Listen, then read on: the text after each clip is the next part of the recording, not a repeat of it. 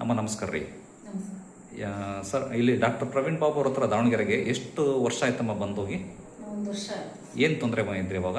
ಮೊಣಕಾಲು ನೋವು ಅಂತ ಬಂದಿದೆ. ಮೊಣಕಾಲು ನೋವು ಅಂದರೆ ಕಟ್ ಅನ್ನವ, ಸೌಂಡ್ ಬರವ? ನಾವು ಓಡಾಡುವಾಗ ಸ್ವಲ್ಪ ಕಟ್ ಅನ್ನೋದು. ಆಮೇಲೆ ರಾತ್ರಿ ಮಲಗಿಸ್ತಿದ್ದಿಲ್ಲ. ಓಡಾಡಿದ್ರೆ ಏನು ತೊಂದರೆ ಇರ್ತಿದ್ದಿಲ್ಲ, ಮಲಗಿದ್ರೆ ಮಾತ್ರ ಕಾಲು ಹರಿಯವ? ಭಾಳ ಮೊಣಕಾಲು ನೋವು. ಹಾಂ, ಎಷ್ಟು ವರ್ಷದಿಂದ ಪ್ರಾಬ್ಲಮ್ ಇತ್ತು? ಅದು ಇತ್ತು ಸರ್, 4 ವರ್ಷ ಇತ್ತು.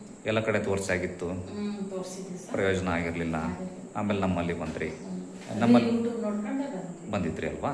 ನಮ್ಮಲ್ಲಿ ಬಂದ ಮೇಲೆ ಹೇಗಿತ್ತೆ? ಬಂದ್ಮೇಲೆ ಈಗ ಪೂರ್ತಿ ಆರಾಮಾಯ್ತು. ಅದೇ ಹಸಿಮೆಣಸಿನಕಾಯಿ, ಹಾಂ, ಹೆಲ್ದಿ ಪದಾರ್ಥಗಳು ಬಿಡ್ರಿ ಅಂತ ಹೇಳಿದ್ವಿ, ಜೊತೆಗೆ ಮೆಡಿಸಿನ್ಸ್ ಕೊಟ್ಟಿದ್ವಿ ಅಲ್ವಾ? ಫುಲ್ ಆರಾಮಾಯ್ತಾ?